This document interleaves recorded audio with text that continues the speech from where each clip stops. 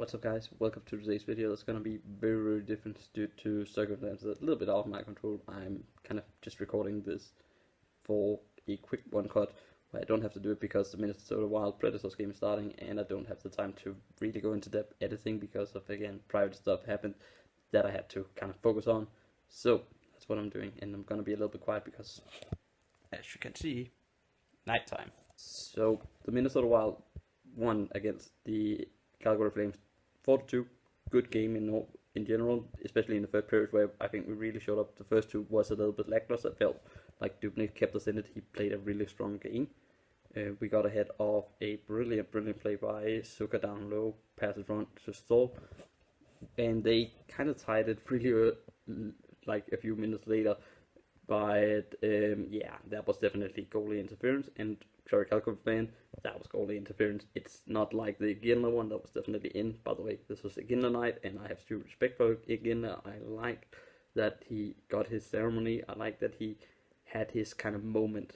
But I'm also glad we won during Iginla night. But we had a goal disallowed because somebody ran into Dubnyk, even though he tried to stop him. And I know the intent is there, but even if you try to stop doing a breakaway, even if you try to not crash into the goalie, if you do, and he's still in the blue paint, yeah, that's goalie interference.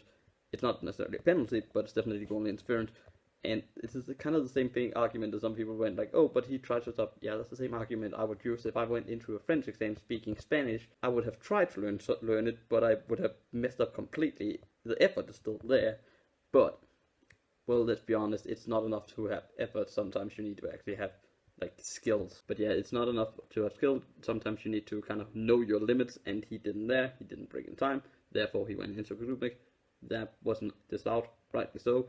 And it didn't really matter anyways because they got a goal soon after in the second period, a power play goal for them after we had 5 minutes of power play time where we didn't convert anything. We didn't really have that many chances. But the reason there was a 5-minute major in our advantage was due to a boneheaded play by Hathaway, who I think most of you will agree on. That is definitely a 5-minute major, probably also a suspension. In my opinion, that's 3-4 games at least. I don't know Hathaway's history. I didn't really research it, but that's definitely a suspension of some kind in my opinion. He basically slams Connor's head into the boards where the bench starts.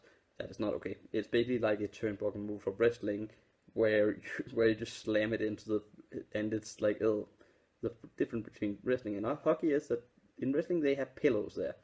Here they have nothing. It's basically you smash your head against like a pretty damn hard boards and yeah, not fun. Also, this is not stuntman, so definitely not a good play by Hathaway. But we don't convert on the power play. Halfway, luckily, is gone for the rest of the game, probably also for 2 or 3 games, in my opinion. But we'll see. Will of Discipline is weird. And into the third we go, where Eriksson Ek really works hard on the boards, gets there. Mike Smith somehow decides, I don't know what he was trying to do, but he wants to go down low and play the puck. Yes, he's done a lot of times, and this worked out all right. Worked really well against the Islanders the other day. Fantastic for him, but he went down below the boards, and he did it a few times where I was like, this is getting really close if we can get a player there. Egg is optimistic at the end of the shift, battles down low, but instead of after losing the battle, Mike Smith running back to his crease, he stays there, just looking at Egg and the defenseman, does nothing. Egg throws it in front where Stoll is, and he doesn't get it, but instead Matt Reed is there. Oh, that's my puck, I scored. And I kind of forgot Matt Reed was a part of the Wild, but he got called up due to the trades we made and due to some of the injuries.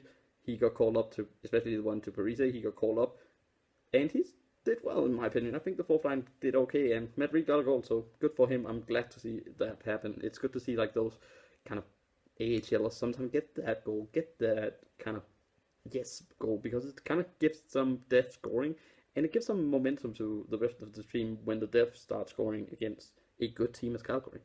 And it kind of sparked us. Suka played a good game with Fiala, I think, but in the end it kind of works its way afterwards to Ryan Suter, who just wrist shots it past Mike Smith. That should not have gone in at all. It does, and instead it kind of looked like we are going cruising in to the last 3 minutes up 2, and then they score. Oh shit. Jonathan Goodrow is there, and he is a good player, scores the goal, and then we have to kind of work for it until the savior, Ryan, aren't you happy he's a Minnesota Wild? Donato decides, I want to end the game. His quick little wrist shot goes in right through Mike Smith, who didn't have a great game or period, especially the third was awful from him, while Dubnyk was standing on his head, saving us countless times, and he might get the nod to Nashville. I don't know yet. I haven't seen the lineup. I saw Boothrow kind of contemplate about it, but he might put Alex Dubnyk, and I think he should play Alex Dubnyk. I think we have to trust Dubnyk to win us one game, but it's definitely more so that we have these back-to-backs. We probably should start Dubnyk and trust him, but Dubnyk has been so hot, and running the hot hand is always been a Boothrow thing. Even in Anaheim, he did it a lot with Frederick Anderson and Gibson, from what I recall, so it wouldn't be anything new as good. Boudreau kind of decides that way.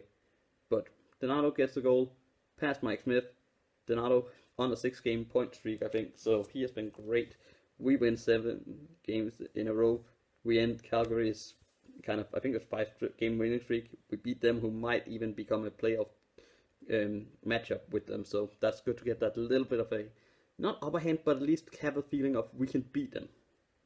And that's probably what I wanted to talk about, really. I'm gonna have a better video against Nashville. This was a little bit clunky due to, again, private events, but I hope you kind of enjoyed me scrambling around a little bit with like the few jump cuts that I decided and a handheld camera. So I'll talk to you guys next time. Bye!